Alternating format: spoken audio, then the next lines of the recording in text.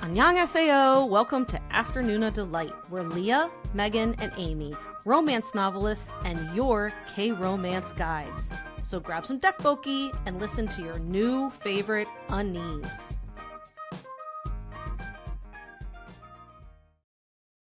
Hey everyone, it's Leah Riley. Hello, it's Megan.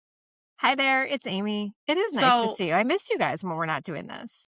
I know, I miss you guys too. But I did want to tell you guys something. So this past weekend, I was at a field hockey tournament with my daughter in Virginia. So that's where we were like the whole like Thanksgiving weekend.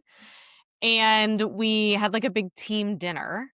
And at one point there was like one of the younger brothers of the girls started singing a K-pop Demon Hunter song. Like absolutely, like I could tell from where I was sitting that this was a K-pop Demon Hunter song. And I was like, my gosh, like I know what that is. And his mom was like, oh yeah, he's watched the movies, blah, blah. And I was like, that's a major, like I love K-pop. I love K-dramas. I have a podcast. And I was like telling people about it. And the one dad was like, wait a minute. And I also said, I was like, look, I love K-pop so much. I flew to Texas for one single day. I flew to Texas.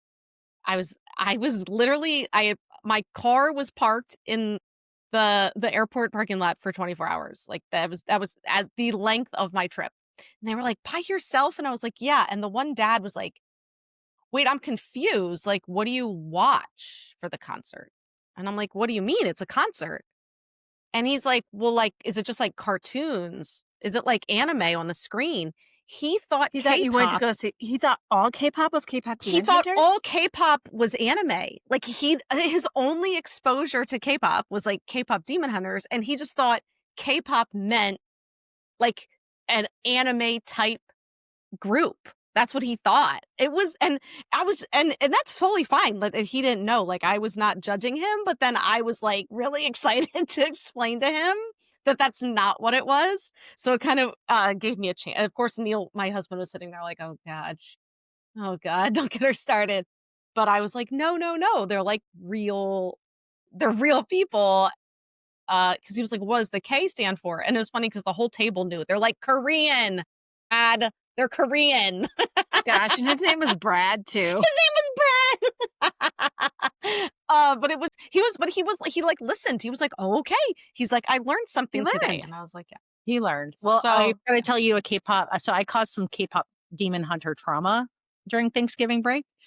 I was in Washington State visiting my sisters, and I have two little nephews up there. And we were in the car driving, and she was playing the K-pop Demon Hunter soundtrack, which they all like. And I was like, so boys, you're into this show? And they're like, yeah. And I was like, I am really into Baby Saja. I think he's super sexy. And like, they were like, what? Weird. So that night, my sister said she went to bed, and she went to bed kind of late for her, like 10:30. And she said when she got into bed, her son was laying in bed, staring at the ceiling, just blinking. And she's like, baby, what's going on? He's like, I can't tell you. How old is, wait, tell everyone how old he is first. Oh yeah, he's like 7. And so she's like, what is it? And he's like, I just can't stop thinking about something. And she's like, what? And she's like, why did Auntie Leah call Baby Saja sexy? And he was just laying in bed, like traumatized by flippant Auntie Leah being like, yeah, sexy Baby Saja, ow, ow. And he was just like, oh. And then your sister had to like deal with that at 10:30 at night. Was she so pissed at you? He was just like, yeah, we were just laughing because I was like, what did I say? She's like, he was like, because I was thinking about all the things I said. I was like, what? I don't know what. And then it was, I called Baby Saja sexy.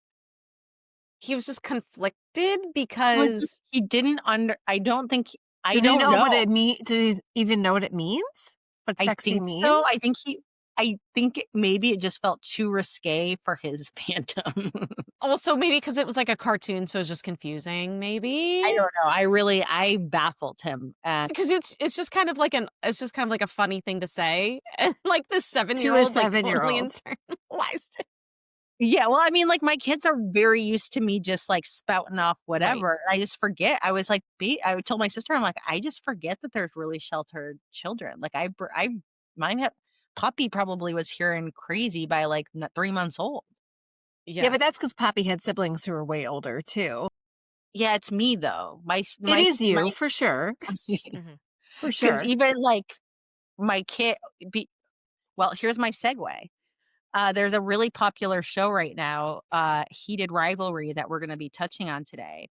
And I was like, "Oh, I could watch this with, like, Bronte," because she likes, like, a lot of, like, queer love story stuff. So is Hazel, And yeah. I was like, "Oh, but Bronte likes yearning and staring and, like, one handhold. She does not wanna see, she is Butts? she's done butts, Immediate butts. no butts. She wants no butts. She There's And, wants like butts no within the and, first like, 10 minutes. these are, like, some hockey butts too. yeah. Yeah. Like, these She's are like Fake definitely butts. hockey butts. Yeah, she's like, "Give me 5,000 or 500,000 words, and maybe there's, like, a yearning look at the end." Like, that's her Oh, thing. She's I like, "I love don't." it. Yeah. Yeah, it wouldn't be for her then. Yeah, I just watched episode 1, like, a little over an hour ago, and I had wanted to watch it, but, I'd seen clips and I wanted to watch it, but, like, we were just talking before we got on, like, I haven't watched anything K-drama, like, I've just been, like, in, like, the Stranger Things hole for the past week, and Yeah, same, I gotta dig myself out, and it's not that I same. don't wanna watch, I just only wanna think about Stranger Things right now. But I worked last night at the library, like I do once a week, and my friend Christina, who I work with there, was talking. All she could talk about was Heated Rivalry, and yeah, Ooh. and so I was like, all right, now I'm hearing about it like in my real life. I'm like, I just have to. So I started watching episode 1, and I texted her 10 minutes in. I'm like, okay, so we're 10 minutes in, and they're staring at each other's dicks in the shower, and then they jump in bed. And she's like, "Oh my god, please text me all your live reactions for the next hour. I wanna hear everything." And I really liked it, but, like, there's absolutely 0 yearning unless you call, like, watching them on the ice to, like, study their moves. That's all the yearning you get. I think there's lots of yearning, There is actually. after, for sure.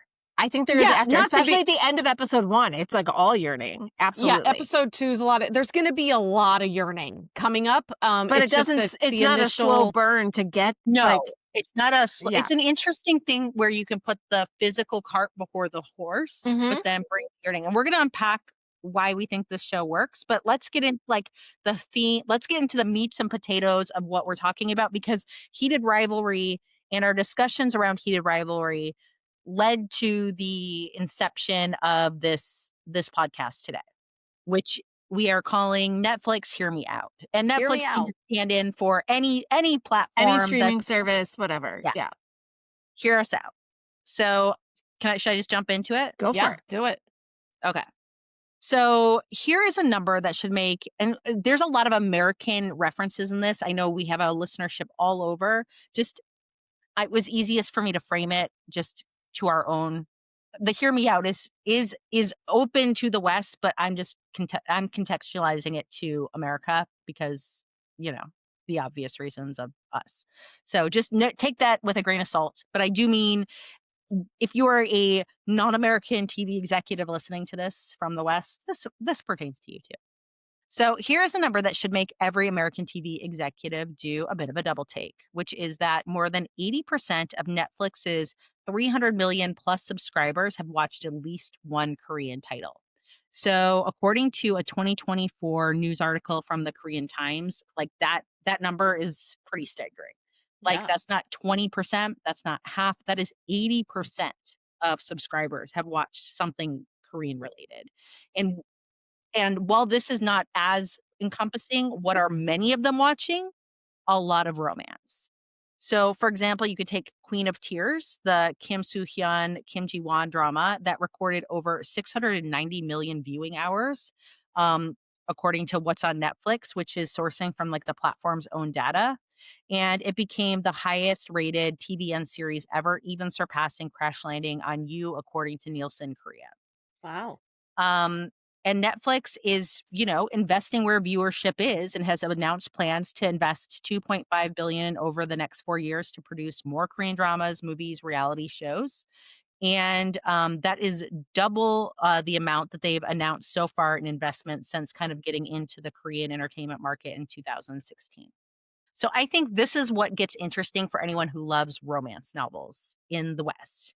So more than 90% of watchers of Korean romance on Netflix come from outside Korea. So global audiences are not just tolerating romantic K dramas, they are specifically seeking them out. And so, why is American television still acting like romance is the genre that dare not speak its name?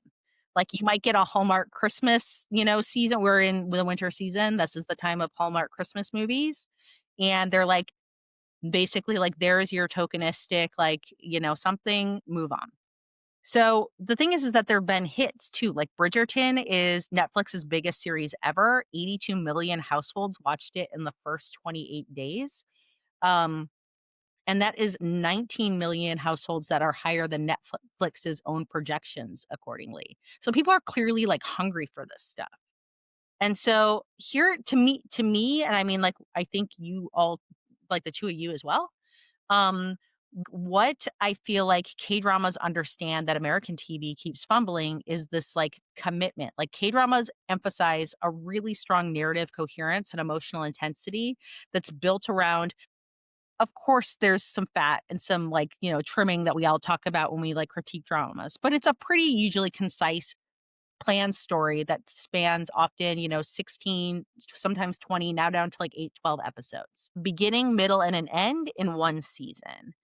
And as we move to these like tighter formats of 12, 10, 8 episode seasons, we're seeing that reflect audience demand for those tighter narratives, the quicker storytelling, like less filler, more immersive experiences. So today on our podcast, we are asking, what would it take for American television to stop being embarrassed by romance? Canadian romance writer Rachel Reed's male hockey romance, Heated Rivalry, was developed for Crave, a Canadian on demand streaming service, and it's gotten recently picked up by HBO, and it is crushing the market. So I will just jump in on this review and then I will stop talking at that point because you've heard me long enough. But there are many, many reviews out in the interwebs right now. I just jumped on one from Cosmopolitan. There's only 2 episodes out as of recording, but here is what Cosmo had to say on its review of the series. It can be tough to convince loved ones that you're obsessed with the hot new gay smut adaptation for the plot. But as I've assured friends and colleagues, and will emphasize here again, what makes Heated Rivalry, the steamy Canadian TV series based on Rachel Reed's hit 2019 novel, so distinctly glorious, isn't just its passion-filled, near constant sex scenes. It's not just the obvious physical appeal of its leads, Hudson Williams and Connor Story, nor does the show's magic lie in its devotion to often unnecessary fade to black moments. It's the steady building, love, not just pure lust, story at its center. So Shane Hollander and Ilya Rosanov's connection is one for the ages. And 2 episodes in, it's already driven me to tears. In parentheses, the reviewer says, it was the quietly devastating scene where Shane slowly deleted his "we didn't even kiss" message that broke me. And on top of all that, obviously, hyper-realistic sex scenes don't hurt. So I wonder, could a romance novel, like a Western romance novel, adapted faithfully and unapologetically as a limited series, finally prove that audiences here are just as ready for earnest love stories? Okay, so what I wanted to start with is to acknowledge that it's not that this is not happening, right? It's just not happening, I think, at the volume that it should be because, like, and this, I mean, this is an extreme example. Like Emily Henry, romance author, like sold the rights to like 5 of her books. One of them is coming out in a movie, I think in January. One of them is going to be a series, but I don't know if it's a limited series. So I don't, and I think that's what we kind of have to touch on here, is because even when the West does this, they they try to crank as much out of it as possible, right? So we've got Bridgerton, and Bridgerton, I get like there are many books and it's different couples in each book. So what I'm saying is I just did want to point out that like we've been trying this. I feel like we've been dabbling it in the West, but we don't have the format right. And that's Yeah. kind of So what I'm getting at. if we're comparing it to Korean dramas, we're not looking at kind of the one shot beginning, middle, end. Here's the story. You're going to get this story, and then we're going to move on and tell you a different story that you're really going to like. We're going to either be like, here's a movie, and you can have it like a movie, or we're going to try to give you some sort of like multi season. Right. series. Right. And Yeah. I think that's and I think that's what we really kind of fell for with the K-drama stuff is like it's neat and compact and it leaves you wanting more in the sense that gosh, I love this story so much, like I could watch it again and again, but you don't want there to be another season. You know what I mean? And that's so I'm just in my head, I'm trying to like clarify like the formula here and also acknowledge like we know that there is romance being adapted in the West, a sprinkling here and there. We just Um want it like that. We yeah, wanna we see want it it like like this. We Yeah. want this model. We That's what yeah, that's what I'm getting at. We want this model. Sorry. I'm not meaning to yeah. like mansplain. I'm explaining it for myself so that I'm understanding what we're talking about. Yeah, what we want basically is the K-drama format, but let's start adapting also some like, some other romance novels. Like basically what I want is kind of what Heated Revelry is doing. And that's why this is so important. I think that we wanted to talk about it because what Heated Rivalry is doing is very similar to what K-dramas do, and why we love K-dramas is that they're giving us a limited series. They're not giving us a movie. I got to be honest, I'm tired of people being like, well, you have your rom-coms, you have your movies. That's not what I want. I want a limited series. I want there to be enough time to develop these relationships. I Mhm. want, again, 45-minute to an hour long episodes. I want like 10 episodes. I want what K-drama is doing. Yes. But again, K-dramas are doing what they're doing. I think that we could also be doing a similar format here in America with and also like adapting really good books and taking what us romance writers know like we know what's good. We know what sells, we know how to write this. So use our work, pay us for our work Right. and adapt it, because with K-dramas, a lot of the really great romance K-dramas, they're webtoons. That's what they Mhm. are. They're adapted from webtoons. Um, but then they put them in this like perfect, limited series format. And one thing that we say over and over again is romance books have an HJ. They have a happily ever after. Um, I love reading romance because I like reading the beginning where they get together, the end, the middle where things get messy, and then the end where they're together happily ever after. And that's why we want a like limited series because we don't want to just be like edged for 5 seasons. I mean, Right. edging is great, but like edge us within the limit the limited series format. I don't want to be like led on for 5 series where then it gets canceled. Like that's also an issue. Like, It is. and I think that's what Leah had said, like commit. Commit to making To giving us like a the whole 10 to story yeah, in a limited commit to series. giving Yeah. us the whole story in the limited series. I'm that's one thing I hope Heated Rivalry is I really hope people are paying attention. I worry they're not.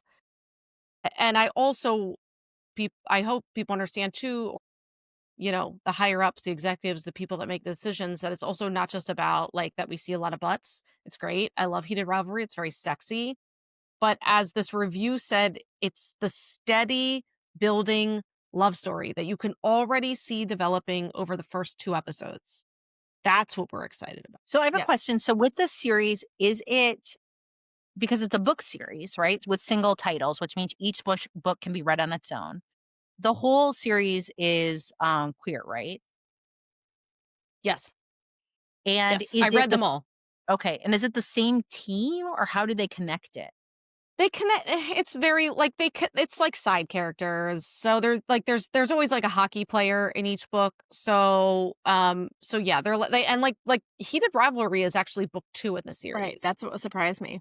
Yeah, so book 1 is actually these 2 characters which are going to be in the series. Already like Scott Hunter has already been in the series and then Oh, his Scott Hunter is a He's character. he's Okay. the yeah, he's the hockey player from book 1, and then his, boyfriend is Kip Grady. And, I already saw that they're gonna be in, like, future episodes, because they are like, the books do build on one another, obviously, just like you guys know, just the way romance series Mhm. are. Um, it's interesting, though, because so Heated Ravelry is book 2. And that's the Shane and Ilya story, but it doesn't end. Then there's so it's 1, 2, and then 3, 4, 5, and then 6 is called The Long Game, and that's like this is the conclusion to Shane and Ilya's story. That's Wow. what I'm that's what I'm reading right now. So Shane and Ilya actually got 2 books. So, I'm curious how the show will end with that. Like, I'm Right. curious Like did she sell rights to just the one book? yeah, and book 2, like, it ends very happily for now. Like, you Okay. if the book ended if the show ends the way book 2 ends, I would be perfectly I think people would be perfectly it's a very happy ending still. Okay. Good to know. Yeah. Yeah, so, yeah, they're definitely interconnected, Yeah. So characters. sorry, I feel like I made us go like very tangential It's okay. to what Leah actually Well, we asked. wanted to explain what Yeah. we're at like, we said Netflix hear us out, we're being very specific about what we want, you know? Right. Any streaming service, pay Yes. attention. So, okay. First question is there's kind of this like unspoken hierarchy in TV where romance seems to be tolerated as a subplot, but rarely trusted to carry the series or the season. Why do you think that American platforms are comfortable betting hundreds of millions on crime, fantasy, and superheroes, but get nervous about a straightforward love story? I don't know. Patriarchy. I mean, and we've talked about this before. Like, this is not us just like pulling, shit out of thin air. Like, romance is the highest grossing genre in the publishing industry. Year after year after year, like billions of dollars. And like you said, Megan, like butts are great, like boobs are great, all the body parts are great, but there's more to, and I think that's the issue is if you are not part of the romance world, whether you're reading it, writing it, watching it, whatever, I feel like you don't actually know what romance is in when we're talking about entertainment. Because anytime I have to talk to somebody about what I write who doesn't know what the romance genre is, they're like, oh, so you write porn, you write smut. And like we say smut like lovingly when we talk about smut, right? People who are outside of the industry when they don't know it, when they say smut, it's demeaning. Mm. And I think that's what the problem is that a- and I don't like it's just like adults who want to be with each other, consenting to be with each other with a whole other story like built around it, right? And I don't get why that is something to brush off as fluff, as frivolous. Like, I don't get it because it's really, I think what romance does is it hits at what everybody really wants out of life, right? Is to love Yeah. and be loved. Yeah, I think that's the interesting thing about Heated Rivalry is that the romance is the plot. The romance is the plot because the conflict within the romance is so good. I mean, it's like a forbidden rivalry love story. So it's like a perfect conflict. Leah and I were talking too in that the sex scenes matter to the plot. Yeah. Every sex scene is so important to show the increasing intimacy and like building affection between these two men. And that's also why I think sometimes it gets passed off as, yeah, like again, like smut when like, when I just want people to give it a chance and understand the point of it all. Yeah, so I have a whole bunch of things to say, but one thing that's funny is I've seen a lot of denigration of like softcore porn for this. And I'm always like, I wonder what makes you want to say that. Is it like and where does this judgment of like why have we reduced the fact that like sex happens Right. to this thing that should be scoffed at when like wars nations have fallen because of sex and we're going to act like it's like poo poo. So I think something is like when you were talking about patriarchy, I think there is like a gendered prestige problem because Yes. we have things like crime, political thrillers, superhero stuff that it's masculine coded, but then that is also then decided to be universal. Whereas romance is coded as like feminine, which means oh, it's niche. And we also see that actual audience data contradicts this. But then I was also thinking about the fact of like growing up for me, like where did you see romance on TV? You saw romance on TV on daytime soap operas. and that melodrama where, I think that that idea too has maybe, like, calcified into some kind of bias as well. Like, oh, well, if it's, like, very heavy on the romance, that's gonna be like a soap opera. Soap operas were daytime TV, like, whatever, that was, like, lesser value and was for women staying home. And so, that way they can be like, "Okay, I'm gonna bet another $1 billion on another superhero remake." But this idea of a love story, like, yeah, I think there's, like, a lot of bias, and I do think that there's something to be said about TV still having this memory that, like, soap operas are the equivalency, and also I don't wanna be, like, a hater on Hallmark. Like, Hallmark movies are just never gonna be my thing, and I'm not a hater because of it. It's just it's not it's they just generally aren't my thing. Um, and I am always really happy that people watch them, and but I feel like when I have, like, friends who'll be like, "Well, I watch Hallmark Christmas movies," and they're, like, embarrassed about it. And I'm like, "Girl, what is there to be what is there to be embarrassed about? Like, why is Ant-Man okay?" And, Right. like, Right. like, Ant-Man? Come on. And then we're like, "Oh, but, like, Christmas in Napa Valley is like, oh, I'm gonna just be like, I watched this," like, it's like, like, yeah. Right. Like why even people who like romance are they classifying it as a guilty pleasure? And because that's been like the umbrella of what it's been under for as long as I've been alive, for as long as as long as I can remember. And yeah, I think to make this happen, because it's not just that we want, this format to happen, but we also have to have like the buy-in of look at the biggest grossing industry in publishing. Make that the biggest grossing industry in visual consumption too, Yeah, and with we our can see. format, with our format. And I think that, like, I'm not trying to say, "Hey, come and replace K-dramas." Like, that's also not what I'm saying, but we're also seeing that market. Absolutely Like, not. I think for me, I've always stood by the fact that a rising tide lifts all boats. And when people are interested in watching things, they will want to, if you hook that, like you hook somebody in for like heated rivalry, I bet we're going to see a gateway pipeline into watching Korean dramas. And vice versa. We're seeing that here with this. Like, Especially you, because of all the BL dramas that there are. So Like many the good like BLs. like you watch Heated Rivalry and then you're like, "Where else can I find something like this?" Oh, I don't Heartstopper, we got Heartstopper. That's the only other thing I can think of right now. and that's like so high school too. You're like, I want to It's watch so like, high school. Yeah. yeah. So, okay, here's something too, is that like when you look at Korean dramas, like there's not an embarrassment about sincerity. And I think that's something that we've all really enjoyed in watching. Like you Mhm. watch like Lee Dong-wook, like the most gorgeous crier in show business with like one tear coming down. Like, like, and there's just these deeply sincere things.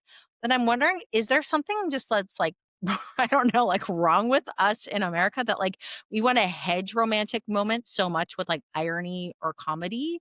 And like, would our audiences actually reject like a really just like earnestness? And I'm gonna say, like, watching Heated Rivalry, this is another thing that's on my mind, is it's earnest as fuck, in my Yeah, it is. Yeah, it is. It is so like, it's for there are funny moments, obviously. It's like, it's realistic. It's not just like a heavy drama. There are but it is, Leah, it's so earnest, and it takes itself seriously in a way that feels respectful Yeah, I was to, gonna like, say as what they're it trying to should. do. Mhm. Yeah. It's like they're like, "Yeah, this matters, these characters matter, this story matters, so we're going to tell it in a way that feels, like, authentic to these characters and even, the books." And it feels so good to watch it because 'cause I'm like, "Oh," like, this is what we should be doing. This is what we should be creating." Like, why? Oh my god, it's very good. It's very good, and I and then that's why we were like, "Well, what else can we adapt?" Like, let's And I and I I guess feel like I feel like I bring this up all the time, but that was one of the things that, like, really hit me when watching Crash Landing on You. I was like, "You've got this guy who is a North Korean soldier, a beautiful man, and can be very, like, alpha when he needs to be. And then you also have him crying standing, in a window watching the heroine while she's, dying of sepsis. Um, He cl rearranges her kitchen. Rearranges her Like, kitchen, The makes sure that tomato she has plant. meals in the fridge, leaves her a year of texts when he has to go back to North Korea. so Like, earnest. 2 things can be true. And I also will say, like, when I think of those things, like, as you're saying all of that, because we talk about things being like, okay, there's this fear of stuff being like feminine coded. So we will see that, like, because we know we have male watchers of K drama that interact with us. Like, not a ton, but we do have, like, Mhm. people that are very dedicated. And I'm like, what's not manly about that? I'm like, if anything, let's say you're a cis het man watching Crash Landing on You. I'm like, do you not want just like the codes? The codes to how to like do the thing? Right? Like, this is like, it's the bar.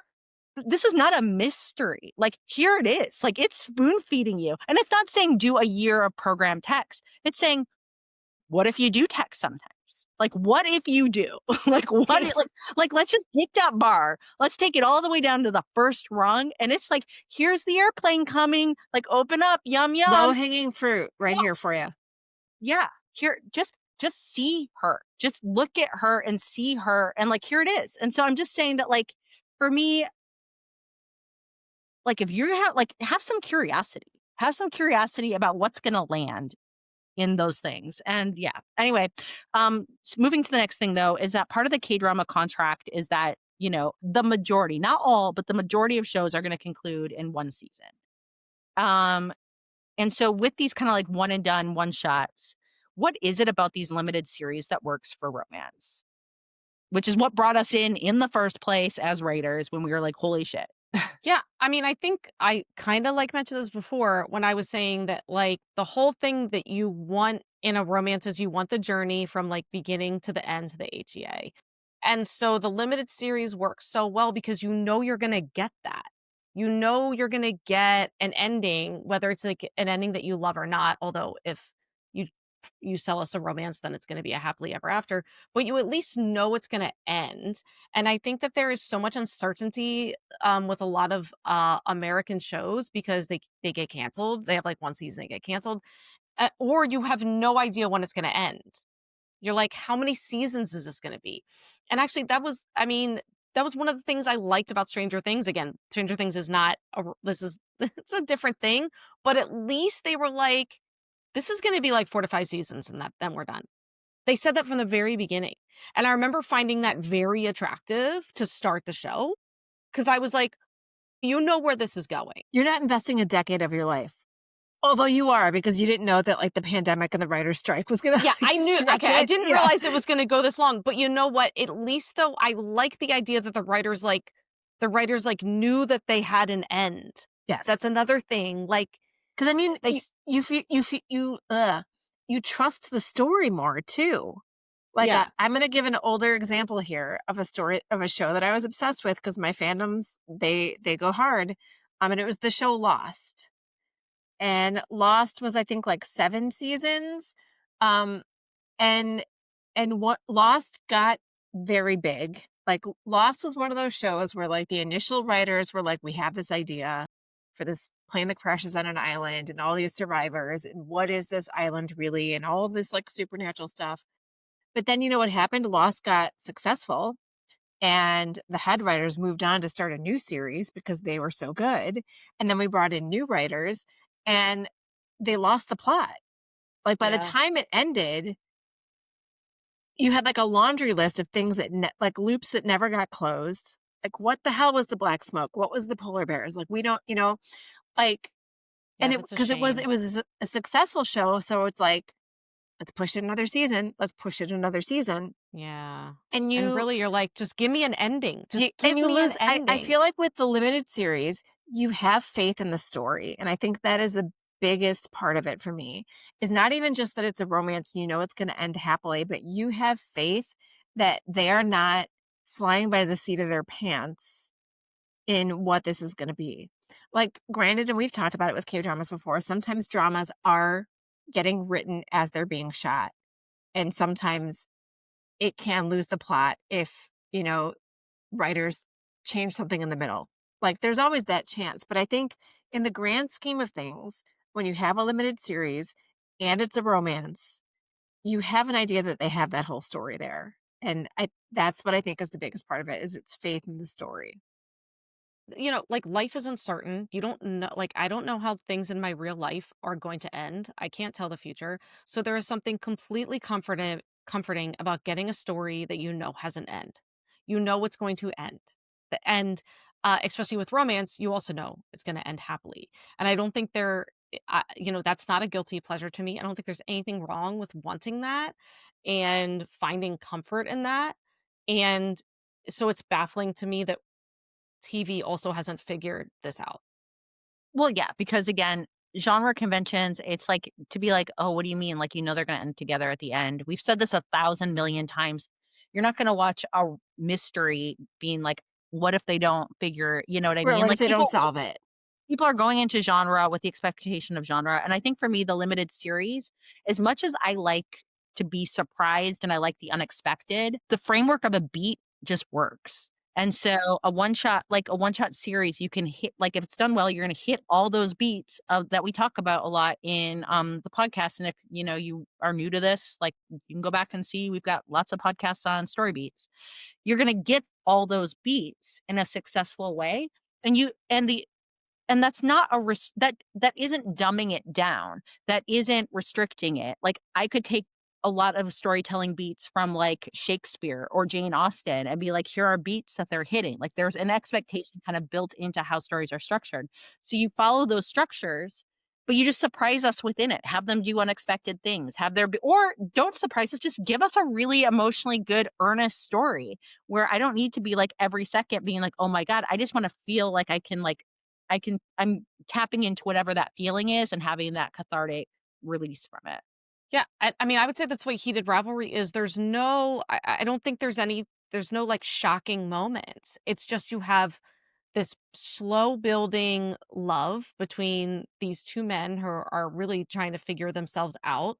The book and the show is very focused on that. Say that it's like high heat, which is getting all the attention. So people are like, "Oh my god," people are tuning in for, like, the pornographic smut content of, like, and then there's, like, this myth of, like, the unfulfilled woman just, like, watching, whatever to get her rocks off. And I'm like, "Look, maybe to a point, and that's also okay." But even while it's high heat and it gets sexual early, I'm gonna argue it's a slow burn The romance. romance is, The yeah, romance 100% is a yes. slow burn, and that's what's so beautiful about it. And something, like, I've talked about with people before with, like, romance writing, especially people who are, like, getting into it and trying to think about it, is I'm like, "Look, when you take," and I did not come up with this, whoever, I don't know where I picked this up, a writers' conference somewhere. You learn a lot about people when you take their clothes off. Like, there's a lot of vulnerability that comes out. There's a lot of characterization that happens when people remove their clothes.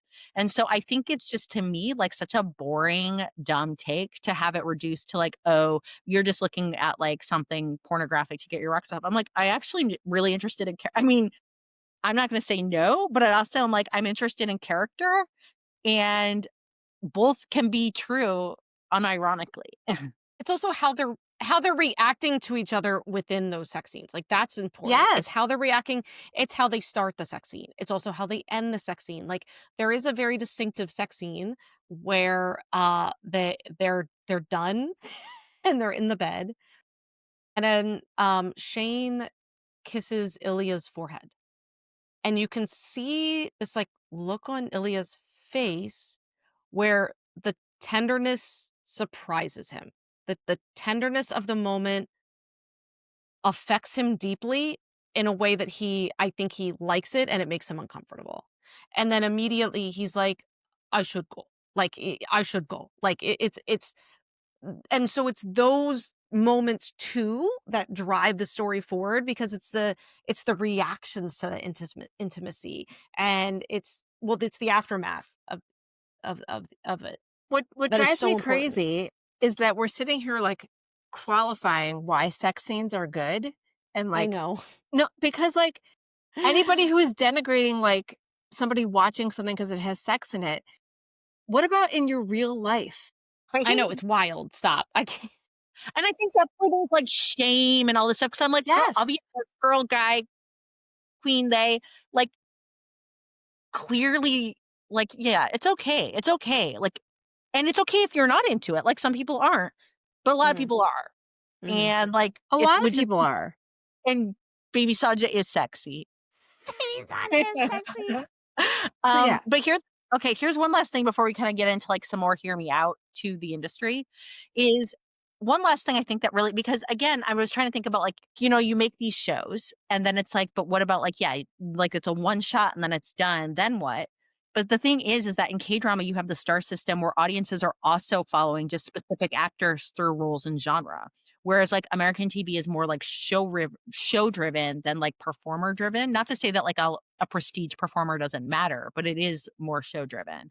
Yeah. So, I mean, how does that affect our hear me out plea? Because to me, I'm like, you just like, give me similar, not cookie cutter, similar stories that are gonna give me an emotional expectation. Like, so let's say something like Heated Rivalry, for example. Give me more kind of like maybe high heat, but slow burn and kind of like complex characters who feel like I'm interested in spending time with them over multiple shows. Like I'm gonna jump out of my BTS obsession because I'm like, I'm curious what these two chuckleheads are up to. Throw them into different dynamic like, you can take those 2 actors, recast them in something else. I'll watch them. And you can even keep the same pairing. Look at Thailand has built a giant industry over even having paired actors just do similar vehicles. You build up trust and chemistry and relationships, and they're just popping through all sorts of tropey dramas. Raise your hand if you ever watched a drama and then went and watched all the other dramas that one of the people was in. Yeah. You know, Hello. like I did that with Lee Ho in the early days. Like Yeah. we've They're all actors, let them act, we've all Let them done do it, different and things. especially, I mean, like the entertainment industry is changing, right? We're having a hard time getting people into movie theaters. Like I still like seeing movies in theaters when they are deserving of like that spectacle. Like I enjoy it. I want to see something that should be on the big screen on the big screen. But most stuff is going to streaming faster than it ever went to DVD, even when it was in the theaters. When things were in the theaters, it used to be like, it's going to be in the theaters and like maybe 6 to 8 months later, we'll get it on DVD. Whereas now we're, seeing stuff on Amazon and you can like rent it even when it's still in the theater. This is all just to say that, like, if you're looking to still make it the Hollywood money machine that it is, let's get our core group of limited series actors who this is going to be their thing. And it can be a great career for the actors, for the, directors involved. Like, it can be a great vehicle, I think, too. And yes, like, if I see a a romantic pairing on screen and they have insane chemistry, then I'm gonna be like, cast them in every romantic pairing and I'll watch them again and again. Like, Yeah. Jason Statham has made a whole career out of of being playing, Jason like, Statham. the same actor in just same character in just, like, different action roles. So and same with, like, plenty of other male. Keanu Yeah, Keanu Tom Reeves. Cruise. Yeah, so why do they get to do that, but we don't have, like, the chemistry queens and kings, and just keep casting them in things. Like, why are we not doing that? You know? Like, if they're good, same, if they're, like, a good pairing, keep them together. Like, Hallmark has I done don't. it. Hallmark uses the Yeah, same people in all their movies, but like we are not looking for the Hallmark version of right. this. Like again, No. like Leah said, I if you love your Hallmark movies, I'm happy that you do. Like that's a whole other animal. It is kind of like so it's more of a movie length. It's not gonna be like a multi like, so you're taking like, you're really paring it down. So I think that's one thing I like a spread. I like a limited series because you get to get into it more. So I think bringing it down smaller and if you pick up a Hallmark novel, they're very short too because of the same thing. And so again, that's fine. It's just like and I can handle it, like, once in a while. I just tend to like to have, like, some secondary conflicts and some, like, other things happening as well and when I'm reading, Yes. just because I do. It's just, like, what I like. But you know what? Hallmark books have become and Mills& and Boons, if you're, like, in UK, Europe, like, people like to just be like, "Let me jump in, let me get that trope hit, have my dopamine, enjoy that story, and move on." And that's what the Hallmark movie is, and I think that's fine. So it's not saying replace it. It's like now build on, like that exists. It's meeting a need. Now expand on it. But what I was saying is that they do use like there are actors who are like they are the Hallmark movie actors, and it works for that model. It can work for this too. Yep. Hear us out. Okay. So we are now going to get into just some pitching. This is going to be less K drama, but I do think that, like, you know what? If you're interested in good storytelling and like why stories are interesting and fun to us and our tastes, I think this section should be enjoyable. So basically, for the first question, it's what's a specific romance novel that you would use as your proof of concept pitch to a streaming executive? And what makes it structurally ready for this format? Okay, so I chose a book that I read, I think it was like already a couple of years ago, but it has like stuck in my mind where I was like, I could totally see this. And it's called Raiders of the Lost Heart by Joe Segura. And let me just, I mean, you can already tell by the title, like it's a play on Raiders of the Lost Ark, and it is like archaeology, adventure, romance. So I'm just going to read the blurb real quick. Rival archaeologists must team up on a secret Aztec expedition, or it could leave their careers and hearts in ruins. Archaeologist Dr. Socorro, Corey Mejia, has a bone to pick, literally. It's been Corey's life goal to lead an expedition deep into the Mexican jungle in search of the long-lost remains of her ancestor, Chimali, an ancient warrior of the Aztec Empire. But when she is invited to join an all-expenses-paid dig to do just that, Corey is sure it's too good to be true. And she's right.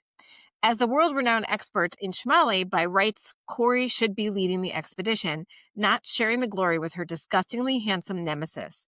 But Dr. Ford Matthews has been finding new ways to best her since they were in grad school.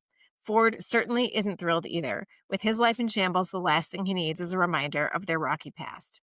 But as the dig begins, it becomes clear they'll need to work together when they realize a thief is lurking around their campsite, forcing the pair to keep their discoveries and lingering attraction under wraps. With money-hungry artifact smugglers, the Mexican authorities, and the lies between them closing in, there's only one way this all ends: explosively. First of all, like, you can see there's conflict all over the place, right? We've got enough for this to last 12 episodes. You've got a romance, you've got enemies to lovers, like it's tropier than tropes. All the tropes that you want, and then also some great like secondary conflict. Like they're in this jungle, they're like there's a little bit of violence at the end. Like it gets pretty heated. Like there's adventure, there's romance. It's enemies to lovers, but also sort of like secondary or second chance romance because something almost happened in the past. And it's got all the makings of good TV. And I would love to see it as a series. Yeah, so I'm gonna choose Hamartia by Scarlet Drake. So we have talked about this book on our podcast before. At one point, like our whole Patreon was reading it. Like it caused a stir among listeners. But it reminds me a lot of Heated Ravelry, and I think that's the one I was like looking at like other books, and I was like, I just kept coming back to this one because it reminds me so much of Heated Ravelry.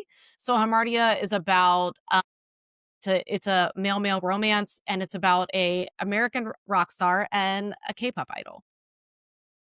And it's the same where it's very much like Heated Ravelry, where there's like a lot of lust up front.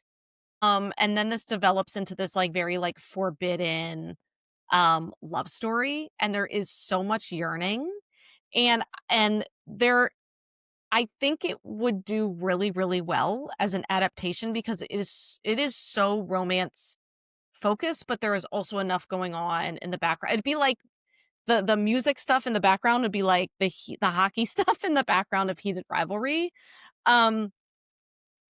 And I just would love to see it. I think it would be really good. Yeah, I second that. I am. Yeah, I knew you would. Every time I want everyone to read Hamartia and then write me their reaction. Or read Hamartia. Yeah, please do. So okay, I went with a cishet, older but goody to me, and not older, like it's like 10, 12 years old probably. So I'm pitching A Night to Surrender by Tessa Dare, and I'm going to say that this is like Schitt's Creek meets Bridgerton is my pitch, which I think is a good pitch. So there's this English seaside village that's called Spindle Cove, and it's nicknamed Spinster Cove. And it's become this like haven for women who don't fit in anywhere else. There's like the bookish ones, the scandalous ones, basically just like anyone that's kind of like doesn't quite fit into polite society. And they built this little utopia, and men are just basically not super welcome. Like there's some townsfolk men, but like this isn't like, they're not out looking for a man, basically. And then the British military sends a wounded war hero in to build a militia because Napoleon might invade and this is like on the coast. So this guy Bramwell shows up and he's expecting like able-bodied men ready to serve. And instead he finds sheep and spinsters. And that's basically the story. So the heroine like kind of like runs Spindle Cove and it's this refuge where like women can be themselves and like have freedoms, and Bram's got the order to turn her peaceful haven into a military outpost. So you've got these two really stubborn leaders fighting over the same ground, except it's not just about territory. For her, it's freedom. For him, it's duty. Like neither's super wrong. Um, and they're also just super horny for each other all the time. And, so there you go. I just think it's, like, fun. It actually gives because there's a big, strong ensemble cast that leads to spinoffs in the series. I would say that in some ways, even though it's, like, a different concept, it's got a little hometown cha-cha-cha vibe to it in terms of, like, an ensemble with kind of, like, they're different. It's a different pairing with, like, different kinda tropes attached, but that kind of, like, neither's necessarily wrong or not doing it right, but they're kind of at odds with each other and, like, what their vision is. I love that. That sounds really cute. All right. And what about one of our books that we think could be adapted? Yes, because capitalism. All of Yes. them, please. Yeah, right. So I'm gonna go with a very recent one of mine, which is my time travel rom-com that is on Audible. I Love You Like It's 1999. I think I've talked about this before on the podcast. Like, who doesn't wanna go back to the 90s right now? This is a perfect movie. I Like, stand by. so an unforgettable new time slip rom-com bursting with hilarity, sizzling chemistry, and 90s nostalgia. That's what Audible says. Kate Kendrick is having an epically bad day when a glowing blockbuster catches her eye on the commute home. She could have sworn there was an abandoned building there just yesterday, and didn't Blockbuster go out of business years ago? Curiosity piqued, she steps inside the bustling store and whoosh, she's transported back to the year 1999 with no idea how to get back to her old life. Dale works at the 1 hour photo processing shop next to Blockbuster, and he can't believe it when their paths cross. A time traveler himself, he's been living in the 90s for a while now. And this is the first time he's met anyone from the future that he's been all too happy to escape. As he helps Kate adjust to their new reality, sparks fly. Trouble is, Kate desperately wants to go back to her time, while Jordan wants to stay. Will they find their happily ever after in the past or the present? And what if the choice isn't theirs to make? I Mm, mean, yeah, come on. it's a great one. What if you could go back to a perpetual 1999 and just live as you whatever, because they change age when they go back too. So she's, like in her 40s and then goes back to being 19. And she could just stay there and be 19 forever. And he's 20. But they both know that they're middle aged and they're in their hearts. Yeah. Okay, so I went with this is one I wrote under my name, Megan Erickson, and it's called Playing for Her Heart. And this was in like the Entangled Brazen line, which at the time was like really popular when I wrote for Entangled Brazen.